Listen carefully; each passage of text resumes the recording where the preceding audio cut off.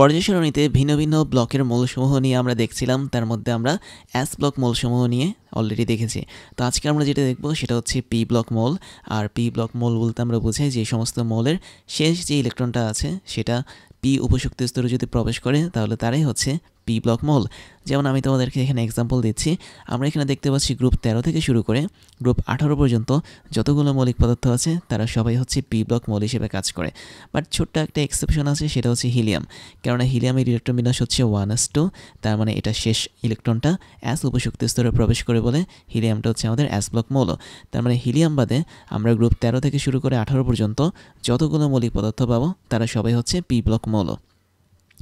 তারপর খেয়াল করো, আমাদের এখানে আমরা কিন্তু 1 2 3 4 5 6 6টা পর্যায় দেখিয়েছি, তাই না? তার মানে এই যে এখানে লাস্টের পর্যায়টা দেখতে পাচ্ছ এটা হচ্ছে 6 নম্বর পর্যায়।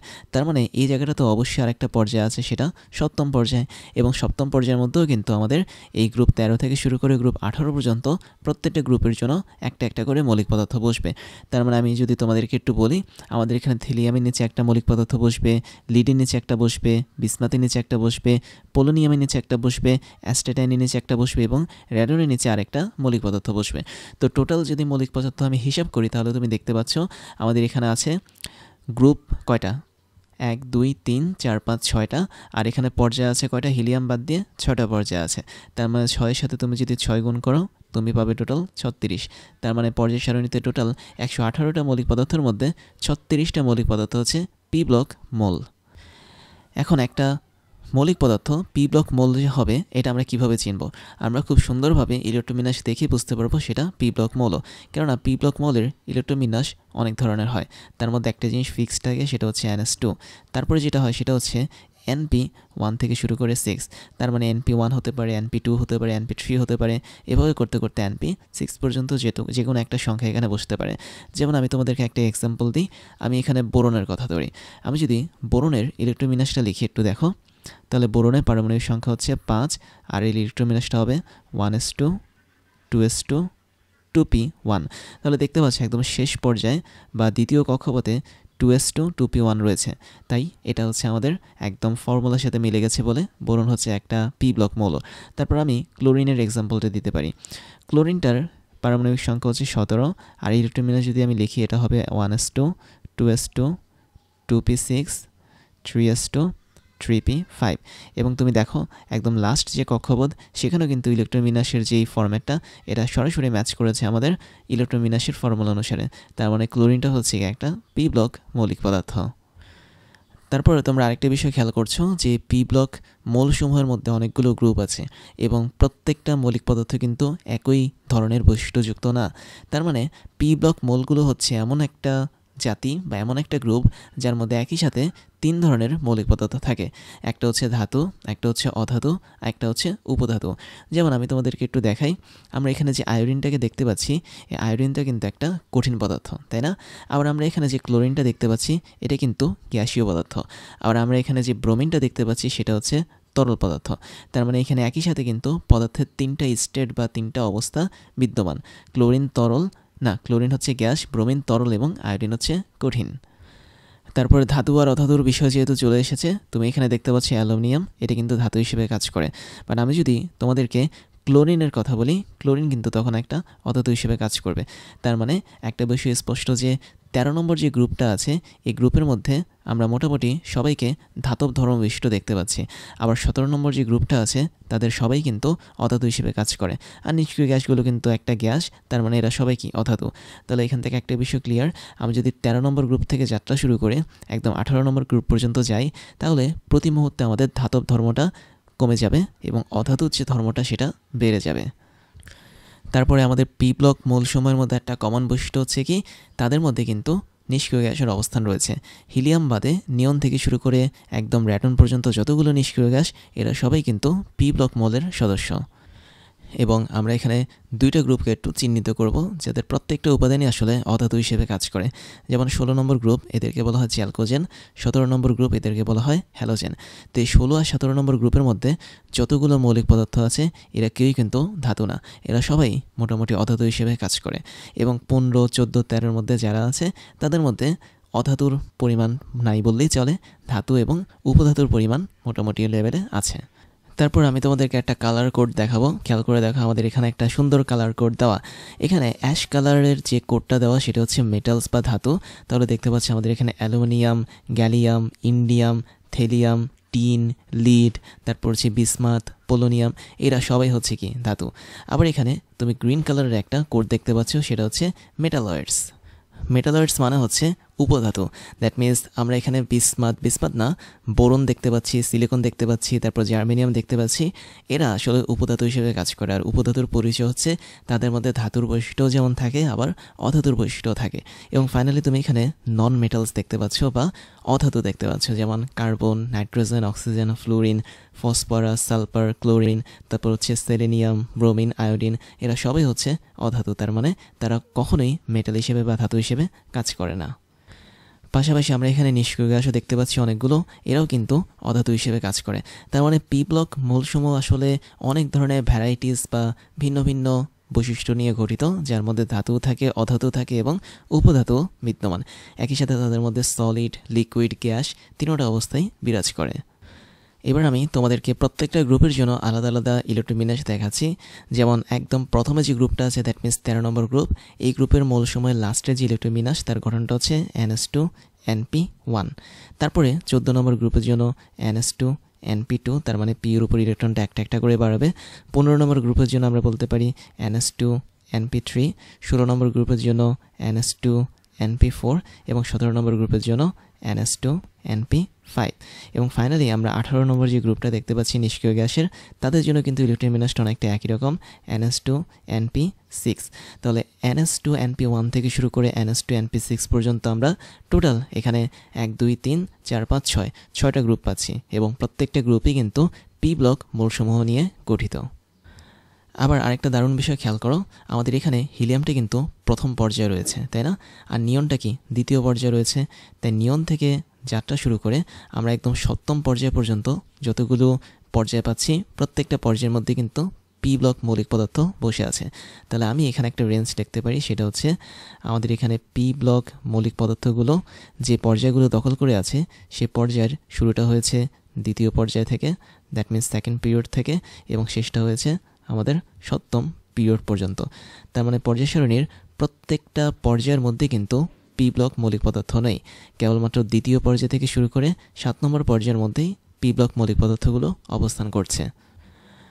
আর একই সাথে আমি যদি গ্রুপের কথা বলি, তাহলে গ্রুপটা হবে কোথাও 13 থেকে শুরু করে 18 পর্যন্ত যে গ্রুপ আছে, প্রত্যেকটা গ্রুপের মধ্যে আমাদের পি ব্লক মৌলিক পদার্থ অবস্থান করছে। কেবল এখানে হিলিয়ামটাই কি এক্সেপশনাল কেস। আবার আরেকটা ইন্টারেস্টিং বিষয় খেয়াল করো, আমাদের এখানে প্রত্যেকটা পি ব্লকের মৌলসমূহ যে শুরু হয়েছে, ধরো গ্রুপ 13 থেকে শুরু হয়েছে, তারা কিন্তু শেষ হয়েছে গ্রুপ 18 গিয়ে, এবং 18তম যে গ্রুপটা এটা কিন্তু নিষ্ক্রিয় গ্যাসের গ্রুপ। তার মানে আমি বলতে পারি পি ব্লকের মৌলসমূহ শুরুটা হয় সাধারণ একটা গ্রুপ দিয়ে, বাট শেষটা হয় নিষ্ক্রিয় গ্যাসের গ্রুপ দিয়ে। তারপরে আমি তোমাদেরকে পি ব্লক মৌলসমূহের বিভিন্ন বৈশিষ্ট্য নিয়ে দেখাবো। প্রথম বৈশিষ্ট্যটা হচ্ছে তাদের মৌলের ধরন কীরকম। খেয়াল করে দেখা, আমাদের এখানে কিন্তু ভিন্ন ভিন্ন ধরনের মৌলিক পদার্থ রয়েছে। যেমন আমি তোমাদেরকে একটু দেখাই, যেটা তোমাদেরকে একটু আগে দেখিয়েছিলাম। আমি যদি এখানে আয়োডিনের কথা বলি, আয়োডিনটা হচ্ছে কঠিন পদার্থ। ব্রোমিনের কথা যদি বলি, সেটা হচ্ছে তরল পদার্থ। এবং ক্লোরিনের কথা বলি যদি, তাহলে সেটা হচ্ছে গ্যাসীয় পদার্থ। তার মানে একই সাথে আমাদের এখানে পি ব্লক মৌলসমূহের মধ্যে 3 ধরনের অবস্থায় পদার্থগুলো কাজ করে বা থাকে। দ্যাট মিনস একটা হচ্ছে আমাদের সলিড, একটা হচ্ছে আমাদের লিকুইড, আরেকটা হচ্ছে আমাদের এখানে গ্যাস।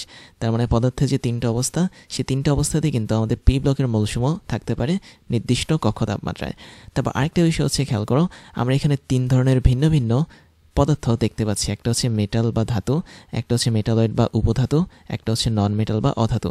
তার মানে এদের 3 জনের কম্বিনেশনে কি আমাদের পি ব্লক মৌলসমূহ গঠিত।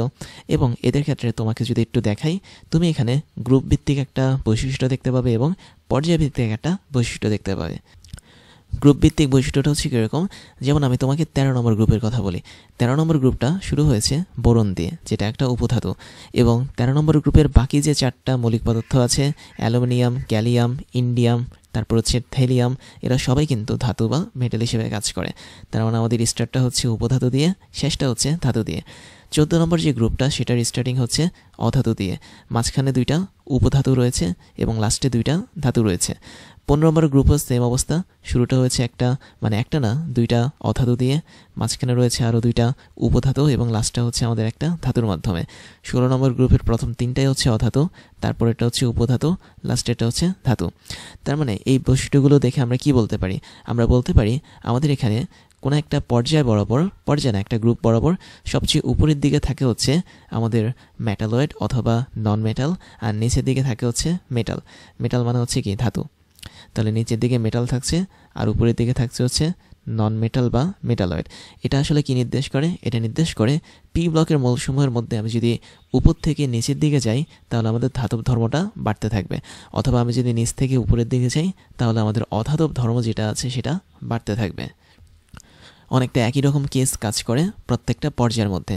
যেমন আমি তোমাদেরকে এই পর্যায়টা দেখাই, দ্যাট মিনস 2 নম্বর পর্যায়। এটা হচ্ছে আমাদের সেকেন্ড পিরিয়ড বা 2 নম্বর পর্যায়। 2 নম্বর পর্যায়টা শুরু হয়েছে বোরন দিয়ে। বোরন হচ্ছে একটা উপধাতু, আর বাকিগুলো যেগুলো সেগুলো কিন্তু অধাতু, that means carbon, nitrogen, oxygen, fluorine, neon সবাই হচ্ছে অধাতু। 3 নম্বর যেই পর্যায়টা সেটা শুরু হয়েছে ধাতু দিয়ে, তারপরে এসেছে হচ্ছে উপধাতু, তারপরে অনেকগুলো অধাতু চলে এসেছে। 4 নম্বর পর্যায়ে শুরু হয়েছে ধাতু দিয়ে, মাঝখানে দুইটা উপধাতু, তারপরে সবগুলো অধাতু। একইভাবে আমরা যদি একদম 6 নম্বর পর্যায়ে দেখি, তার মধ্যে প্রথম 4টাই হচ্ছে ধাতু, পরেরটা হচ্ছে অ্যাস্টেটাইন যেটা হচ্ছে উপধাতু, এবং ফাইনালি আমাদের রেডন যেটা সেটা হচ্ছে অধাতু। তার মানে বিষয়টা হচ্ছে যখন আমরা একই পর্যায় নিয়ে কাজ করব এবং সেই পর্যায়ের শুরুটা দেখতে পাচ্ছি একটা মেটাল বা ধাতুর মাধ্যমে হচ্ছে, বা মেটালয়েড বা উপধাতুর মাধ্যমে হচ্ছে, বাট শেষটা সবসময় একটা নন মেটাল বা অধাতুর মাধ্যমে হচ্ছে। তাহলে এখান থেকে আমরা একটা কনক্লুশন আসতে পারি যে পি ব্লকের মৌলসমূহের মধ্যে আমি যদি একই পর্যায়ে বরাবর বাম সাইড থেকে ডান সাইডের দিকে যাই তাহলে আমাদের অধাতব ধর্মটা বাড়তে থাকবে, অথবা ডান সাইড থেকে আমি যদি বাম সাইডে যাই তাহলে আমাদের ধাতব ধর্মটা বাড়তে থাকবে। তারপরে আমরা যে বৈশিষ্ট্য নিয়ে কথা বলবো সেটা হচ্ছে পরিবাহিতা বা কন্ডাক্টেন্স। পরিবাহিতা বলতে বোঝায় আসলে বিদ্যুৎ এবং তাপের পরিবহন ক্ষমতা, এবং একটা ধাতু বা মেটাল খুব ভালো তাপ এবং বিদ্যুৎ পরিবহন করতে পারে। যেহেতু আমাদের এখানে পি ব্লক মৌলসমূহের মধ্যে অনেকগুলো ধাতু তোমরা দেখতে পাচ্ছ, তার মানে প্রত্যেকটা ধাতুই কিন্তু এক একটা ভালো পরিবাহী। যেমন আমি দেখতে পাচ্ছি এখানে aluminium, gallium, indium, tin, lead, bismuth, এরা সবাই হচ্ছে খুব ভালো তাপ এবং বিদ্যুৎ পরিবহন করতে পারে।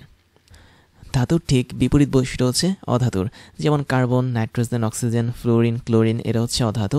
তার মানে এই অধাতুগুলো কিন্তু কখনোই ভালো পরিবহন ক্ষমতাযুক্ত না। তার মানে আমরা এই সমস্ত অধাতুর মধ্যে দিয়ে তাপ এবং বিদ্যুৎকে পরিবহন করতে পারবো না। দ্যাট মিনস তারা সরাসরি অপরিবাহী বা ইনসুলেটর হিসেবে কাজ করবে। বাট মাঝখানে যেই মৌলিক পদার্থগুলো রয়েছে যারা হচ্ছে মেটালয়েড বা উপধাতু, এরা কিন্তু বিশেষ ধরনের ধাতু, মানে বিশেষ ধরনের ম্যাটেরিয়াল। যেমন আমি একটু লিখি, একটা হচ্ছে সিলিকন, একটা হচ্ছে জার্মেনিয়াম, তারপর হচ্ছে আর্সেনিক, এন্টিমনি। এরা যেহেতু উপধাতু, তার মানে এদের মধ্যে ধাতু এবং অধাতুর বৈশিষ্ট্য অল্প অল্প পরিমাণে রয়েছে, সেজন্য এরা কিছু পরিমাণ বিদ্যুৎ এবং কিছু পরিমাণ তাপ পরিবহন করতে পারে, বাট সেটা কখনোই ধাতুর মতো হয় না। যেহেতু এরা 100% বিদ্যুৎ পরিবহন করতে পারে না বা তাপ পরিবহন করতে পারে না, এই জন্য এদেরকে বলা হয় অর্ধপরিবাহী বা সেমি কন্ডাক্টর। এবং এখানে যে সেমিকন্ডাক্টরগুলোকে আমি লিখেছিলাম, এরা আসলে আমাদের বর্তমান যুগে ব্যবহার করা বিভিন্ন ইলেকট্রনিক ডিভাইসের মধ্যে ব্যবহার হয়ে থাকে। দ্যাট মিনস তোমরা বাসা বাড়িতে যে সমস্ত ইলেকট্রনিক ডিভাইস ব্যবহার করো, রিমোট হতে পারে, খেলনা গাড়ি হতে পারে, বা ল্যাপটপ হতে পারে, প্রত্যেকটা জিনিসের ভিতরে কিন্তু এই সমস্ত ম্যাটেরিয়াল যেগুলো আছে, that means silicon, germanium, arsenic, antimony, এদের তৈরি ডিভাইস ব্যবহার হয়ে থাকে। যেমন ডায়োড, ট্রানজিস্টর, অ্যাম্পলিফায়ার, এদের সবাইকে কিন্তু আমরা এই ধরনের মৌলিক পদার্থ দিয়ে তৈরি করে থাকি। তার মানে সেমিকন্ডাক্টর বলতে আসলে এমন কিছু ম্যাটেরিয়ালকে বোঝায় বা মৌলিক পদার্থগুলোকে বোঝায় যারা পরিবাহীর মতো কখনোই বিদ্যুৎ এবং তাপ পরিবহন করতে পারে না, আবার অপরিবাহীর মতো সরাসরি তাপ এবং বিদ্যুৎ পরিবহনকে বাধাও দিতে পারে না।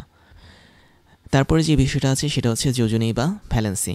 এবং আমরা এখানে যেহেতু অনেকগুলো গ্রুপ পাচ্ছি, পি ব্লক মৌলসমূহের প্রত্যেকটা গ্রুপের জন্য কিন্তু আলাদা আলাদা যোজনী বা ভ্যালেন্সি কাজ করে। যেমন আমি যদি 13 নম্বর গ্রুপের কথা বলি, তাহলে 13 নম্বর গ্রুপের মধ্যে যতগুলো মৌলিক পদার্থ আছে তাদের সবার যোজনী 3 হিসেবে কাজ করে বা 3 হিসেবে কাজ করে। 14 নম্বর গ্রুপের কথা যদি বলি, তাদের সবার যোজনী 4 হিসেবে কাজ করে। আবার 15 নম্বর গ্রুপের কথা যদি বলি, তাদের সবার যোজনী 5 হিসেবে কাজ করে। তারপরে আমরা যদি 16 নম্বর গ্রুপের কথা বলি, এদের যোজনী কিন্তু 6 হিসেবে কাজ করে না, এদের যোজনী কাজ করে 2 হিসেবে। আবার 17 নম্বর গ্রুপের কথা যদি বলি, তাদের সবার যোজনী কিন্তু 7 হয় না, তাদের সবার যোজনী হয় 1। তাহলে এই যে আমরা যোজনীগুলো দেখতে পেলাম, এগুলো আসলে ফিক্সড থাকে। বাট তারপরে এখানে কিছু এক্সেপশন আছে। সেটা হচ্ছে, তুমি এখানে দেখতে পাচ্ছ অক্সিজেনের অবস্থান হচ্ছে 16 নম্বর গ্রুপে, আর আমরা দেখেছিলাম 16 নম্বর গ্রুপের যোজনী হচ্ছে কত, 2। তার মানে অক্সিজেনের যোজনী কি 2 হিসেবে কাজ করবে। বাট অক্সিজেনের নিচে যেটা বসে থাকে, দ্যাট মিনস সালফার, এই সালফারের যোজনী কিন্তু আবার 2 হিসেবে শুধু স্থির থাকে না। সালফারের যোজনী 2ও হতে পারে, 4ও হতে পারে, আবার 6ও হতে পারে। তো এই যে একটা মৌলিক পদার্থের ভিন্ন ভিন্ন যোজনী আমরা দেখতে পাচ্ছি, এই ঘটনাটাকে বলা হয় পরিবর্তনশীল যোজনী বা পরিবর্তনশীল যোজনীর প্রদর্শন। তারপর আমি এখানে দেখতে পাচ্ছি আমাদের এখানে নাইট্রোজেন দেওয়া আছে। নাইট্রোজেনের যোজনী কত হবে? নাইট্রোজেন যেহেতু 15 নম্বর গ্রুপে, তার মানে নাইট্রোজেনের যোজনী হওয়ার কথা ছিল কত, 5। বাট মজার বিষয় হচ্ছে নাইট্রোজেনের যোজনী 5 হয় না, নাইট্রোজেনের যোজনী হয়ে থাকে 3। তাহলে এটা একটা এক্সেপশন। আবার আমরা ফসফরাস দেখতে পাচ্ছি নাইট্রোজেনের নিচে। নাইট্রোজেনের নিচে ফসফরাস যেটা, এটারও পরিবর্তনশীল যোজনী কাজ করে। একটা যোজনী হয় হচ্ছে 3, আরেকটা যোজনী হয় হচ্ছে 5। এবং ফাইনালি আমরা আরও একটা গ্রুপ দেখতে পাই পি ব্লক মৌলসমূহের মধ্যে, সেটা হচ্ছে 18 নম্বর গ্রুপ। এবং 18 নম্বর গ্রুপের যোজনী অনেকে মনে করতে পারো 8 হবে, আসলে তা না, ওর কোনো যোজনীই থাকে না। তার মানে যোজনী বিষয়টা কি? বিষয়টা হচ্ছে যখন কোনো একটা মৌলিক পদার্থ অন্য একটা মৌলিক পদার্থের সাথে যুক্ত হয়ে যৌগ তৈরি করবে, এই যৌগ তৈরি হওয়ার যে ক্ষমতা বা প্রবণতা, এটাই কি যোজনী। তো যেহেতু নিষ্ক্রিয় গ্যাসসমূহ অন্য কোনো মৌলিক পদার্থের সাথে যুক্ত হতে পারে না বা তাদের সেই ক্যাপাবিলিটি নেই, এজন্য আমাদের নিষ্ক্রিয় গ্যাসসমূহের প্রত্যেকটা যোজনী 0 হিসেবে কাজ করে। তো এই হচ্ছে আমাদের এখানে যোজনীর মূল কাহিনী। আমরা এখন আরও কিছু বৈশিষ্ট্য দেখব। তার মধ্যে প্রথমটা হচ্ছে অক্সাইড। তার মানে পি ব্লকের মৌলসমূহ ভিন্ন ভিন্ন ধরনের অক্সাইড তৈরি করে এবং প্রত্যেকটা অক্সাইডই কিন্তু আসলে অম্লধর্মী বা অ্যাসিডিক হয়ে থাকে। তার মানে অ্যাসিডের মতো ধর্মযুক্ত হয়ে থাকে। যেমন আমি কয়েকটা অক্সাইডের নাম লিখি। নাইট্রোজেনের অক্সাইডটা আমরা লিখতে পারি নাইট্রোজেন ডাইঅক্সাইড NO2। তারপর আমরা ফসফরাসের অক্সাইড লিখতে পারি P2O5। তারপর আমরা চাইলে সালফারের অক্সাইড লিখতে পারি। সালফারের 2টা অক্সাইড কাজ করে, একটা হচ্ছে সালফার ডাইঅক্সাইড, একটা হচ্ছে সালফার ট্রাইঅক্সাইড। তাহলে এই যে এখানে আমরা অক্সাইডগুলোকে লিখলাম, এই অক্সাইডগুলো সাধারণত অ্যাসিডিক বা অম্লধর্ম প্রদর্শন করে, মানে অ্যাসিডের মতো ধর্ম প্রদর্শন করে। কেন লিখলাম? কারণ আমাদের পি ব্লক মৌলসমূহের মধ্যে আরও কিছু অক্সাইড আছে যারা আসলে কোনো ধর্মই প্রদর্শন করে না, তাদেরকে আমরা প্রশম অক্সাইড বলি। তার মানে তারা খাদ ধর্মও না, আবার হচ্ছে অম্লধর্মও না। যেমন আমি তোমাদেরকে উদাহরণ দিতে পারি nitrous oxide, that means N2O। তারপর আমি এক্সাম্পল দিতে পারি নাইট্রোজেন মনোঅক্সাইড NO, তারপরে কার্বন মনোঅক্সাইড CO। তো এই যে আমরা অক্সাইডগুলো লিখলাম, এরা আসলে ব্যতিক্রম, তার মানে এরা সরাসরি নিউট্রাল থাকে। তাহলে সহজ কথা হচ্ছে পি ব্লকের প্রত্যেকটা মৌলসমূহের অক্সাইড হচ্ছে অম্লধর্মী বা অ্যাসিডের মতো ধর্মযুক্ত, বাট এই 3টা অক্সাইড হচ্ছে এক্সেপশনাল, যাদের মধ্যে কোনো অ্যাসিড ধর্মীয় থাকে না, আবার খাদ ধর্মও থাকে না। তারপরে যে বৈশিষ্ট্যটার কথা বলবো সেটা হচ্ছে যৌগের ধরন। দ্যাট মিনস পি ব্লকের মৌলসমূহ কী ধরনের যৌগ তৈরি করে বা কী ধরনের বন্ধন তৈরি করে সেটা নিয়ে। যেমন আমি যদি 13 নম্বর গ্রুপের কথা বলি, 13 নম্বর গ্রুপে যে সমস্ত মৌলিক পদার্থগুলো রয়েছে পি ব্লক মৌলসমূহ হিসেবে, তাদের শেষ কক্ষপথে 3টা করে ইলেকট্রন থাকে। তাহলে এই 3টা করে ইলেকট্রন তারা চাইলে কিন্তু দান করে দিতে পারে, যার ফলে তারা আয়নিক যৌগ তৈরি করতে পারে। তার মানে আয়নিক কম্পাউন্ড বা আয়নিক যৌগ তৈরি করে 13 গ্রুপের যে মৌলগুলো রয়েছে সেগুলো। তারপর আমি যদি 14 নম্বর গ্রুপের কথা বলি, তাদের শেষ কক্ষপথে 4টা করে ইলেকট্রন থাকে এবং এই 4টা করে ইলেকট্রন তারা কিন্তু কখনো দানও করে না অথবা কারো কাছ থেকে টেনেও নেয় না।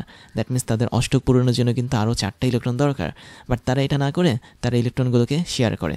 আর ইলেকট্রন শেয়ারের মাধ্যমে যে বন্ধন তৈরি হয় সেটাকে আমরা কোভ্যালেন্ট বন্ড বলি বা সমযোজী বন্ধন বলি। এবং এরা যে যৌগ তৈরি করে তারা হচ্ছে কোভ্যালেন্ট যৌগ বা কোভ্যালেন্ট কম্পাউন্ড বা সমযোজী যৌগ।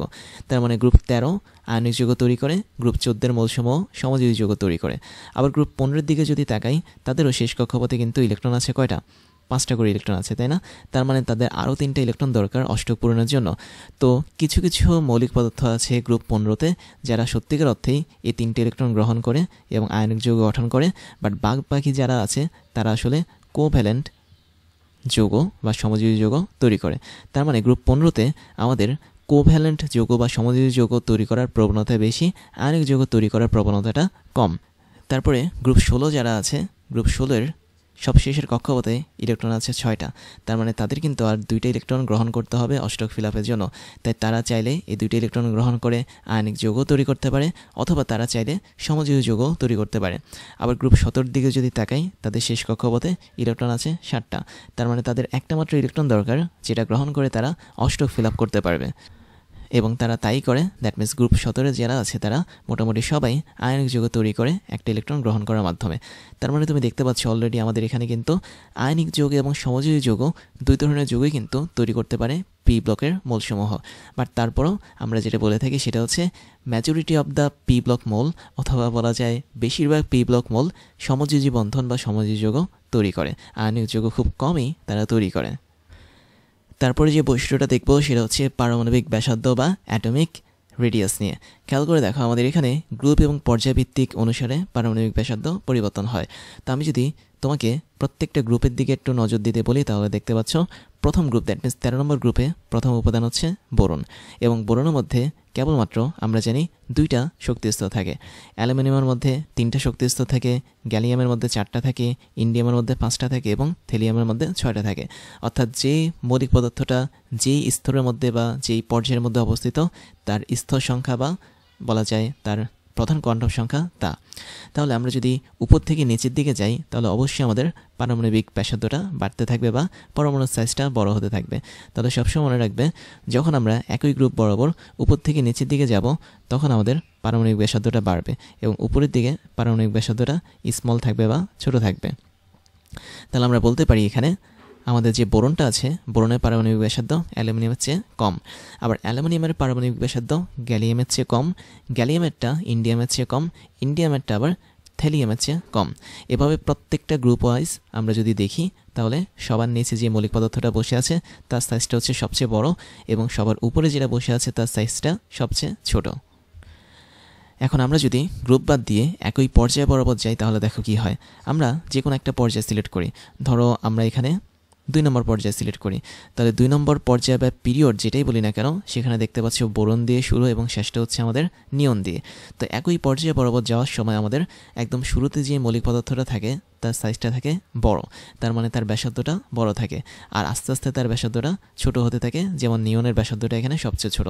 তার মানে আমরা যখন একই পর্যায়ে বরাবর বাম থেকে শুরু করে ডান দিকে যাব, তখন আমাদের অ্যাটমিক রেডিয়াস বা পারমাণবিক ব্যাসার্ধের মানটা স্মল হতে থাকবে বা কমতে থাকবে, এবং একদম শুরুতে আমাদের পারমাণবিক ব্যাসার্ধটা বড় থাকবে। তো এই হিসাবে বলতে পারি আমাদের এখানে বোরন থেকে কার্বনের যে ব্যাসার্ধ সেটা হচ্ছে কম, কার্বন থেকে নাইট্রোজেনের ব্যাসার্ধ কম, নাইট্রোজেন থেকে অক্সিজেনের ব্যাসার্ধ কম, অক্সিজেন থেকে ফ্লোরিনেরটা আরও কম, ফ্লোরিন থেকে নিয়নেরটা আরও কম। তার মানে একই গ্রুপ বরাবর উপর থেকে নিচে পারমাণবিক ব্যাসার্ধ বাড়ে, এবং একই পর্যায়ে বরাবর বাম দিক থেকে ডান দিকে পারমাণবিক ব্যাসার্ধের মান কমে। এবার ওয়েডিমির পক্ষ থেকে তোমাদের জন্য থাকছে দারুণ কিছু সারপ্রাইজ, যার প্রথমটা হচ্ছে ডিজিটাল লাইব্রেরি। আমাদের এই লাইব্রেরির লিঙ্ক তুমি পেয়ে যাবে এই ক্লাসের ডিসক্রিপশন বক্সে, যেখানে আমাদের প্রত্যেকটা ক্লাসের লিঙ্ক এবং নোটগুলো পেয়ে যাচ্ছ কেবলমাত্র 1 ক্লিকে।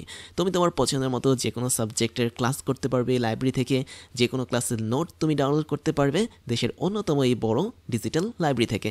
এরপর তোমাদের জন্য থাকছে আমাদের বেস্ট রিসোর্স থেকে তৈরি করা ক্লাসগুলো, যেখানে আমরা বিশ্বের টপ লেভেলের বইগুলো ফলো করে তোমাদের জন্য ক্লাসগুলো বানিয়ে থাকি। সেই সাথে আমাদের অনেকগুলো অফিসিয়াল বই আছে, যার মধ্যে হাজারো প্রবলেমগুলো নিয়ে আমরা তোমাদের জন্য ক্রাশ চ্যালেঞ্জগুলো বানাই, যেগুলো আমরা ধরে ধরে তোমাদেরকে সলভ করাই। তারপরে তোমাদের জন্য থাকছে হচ্ছে আমাদের পেইড কোর্সের সুযোগ, যেখানে তোমরা ফ্রি ক্লাসগুলোতে এত পরিমাণ সুযোগ পাচ্ছ, এবং সেখানে পেইড কোর্সগুলো তোমাদের জন্য, তোমাদের প্রিপারেশনের জন্য অনেক বেশি পরিমাণ ইম্পর্টেন্ট, যেগুলো তোমাদের প্রিপারেশনগুলোকে এক্সট্রা একটা লেভেলে নিয়ে যাবে। আমাদের পেইড কোর্সগুলো সম্পর্কে ডিটেলস জানার জন্য তোমরা আমাদের এই ক্লাসের ডিসক্রিপশন বক্সে যেতে পারো। সেখানে আমাদের অফিসিয়াল ওয়েবসাইটের লিঙ্ক পেয়ে যাবে, এবং সেখানে গিয়ে তোমরা জানতে পারবে আমরা বছরের কোন সময়টাতে কোন ধরনের কোর্সগুলো রানিং করাচ্ছি এবং কোন ধরনের কোর্সগুলো আমরা পরবর্তীতে লঞ্চ করব। এরপরে তোমাদের জন্য থাকছে আমাদের স্টুডেন্ট কমিউনিটি। তোমরা সেখানে জয়েন করতে পারো। আমাদের অফিসিয়াল ফেসবুক পেজের লিঙ্ক হচ্ছে facebook.com/oedemy, এবং তোমরা চাইলে আমাদের ফেসবুক গ্রুপেও জয়েন করতে পারো। গ্রুপের লিঙ্ক হচ্ছে facebook.com/groups/oedemy। তারপর তোমাদের জন্য থাকছে আমাদের ক্লাস এবং কোর্স নিয়ে সমস্ত আপডেট খবর জানার প্রসেস। তার জন্য তোমাকে জয়েন করতে হবে আমাদের টেলিগ্রাম চ্যানেলে, এবং আমাদের টেলিগ্রাম চ্যানেলের লিঙ্ক হচ্ছে t.me/oidemi। এখানে জয়েন করলে তোমরা আমাদের প্রতিদিনের ক্লাসের খবরগুলো পেয়ে যাবে। কোন দিন কোন কোর্সটা আমরা লঞ্চ করছি, কোন কোর্সটা বর্তমানে রানিং আছে, কোন কোর্সটাতে তুমি ভর্তি হতে পারবে, সমস্ত ধরনের খবর তোমরা জেনে যাবে আমাদের এই টেলিগ্রাম চ্যানেল থেকে। তাহলে এখনই জয়েন করে ফেলো t.me/oidemi এখানে গিয়ে। এবার আমি তোমাদেরকে আমার পরিচয়টা জানাচ্ছি। আমি হচ্ছি ইমতিয়াজ, ওইডেমি সহ ক্রাশ ইঞ্জিনিয়ারিং এবং টকডেমির ফাউন্ডার হিসেবে কাজ করছি, যেখানে ওইডেমিতে আমি স্কুল এবং কলেজ লেভেলের স্টুডেন্টদেরকে পড়াই, ক্রাশ ইঞ্জিনিয়ারিংয়ে আমি ইঞ্জিনিয়ারিং লেভেলের স্টুডেন্টদেরকে পড়িয়ে থাকি এবং টকডেমিতে মেডিকেল সায়েন্সের স্টুডেন্টদেরকে পড়িয়ে থাকি। সেই সাথে আমি বিগত 10 বছর ধরে 5 লাখেরও বেশি স্টুডেন্টদেরকে অনলাইন এবং অফলাইনে পড়িয়েছি। আমার এডুকেশনাল ব্যাকগ্রাউন্ড হচ্ছে বিএসসি কমপ্লিট করেছি ইলেকট্রিক্যাল অ্যান্ড ইলেকট্রনিক ইঞ্জিনিয়ারিং নিয়ে, এমএসসি কমপ্লিট করেছি বায়োমেডিক্যাল ইঞ্জিনিয়ারিং নিয়ে, এবং বর্তমানে একটা ইউনিভার্সিটিতে লেকচার হিসেবে কাজ করে যাচ্ছি।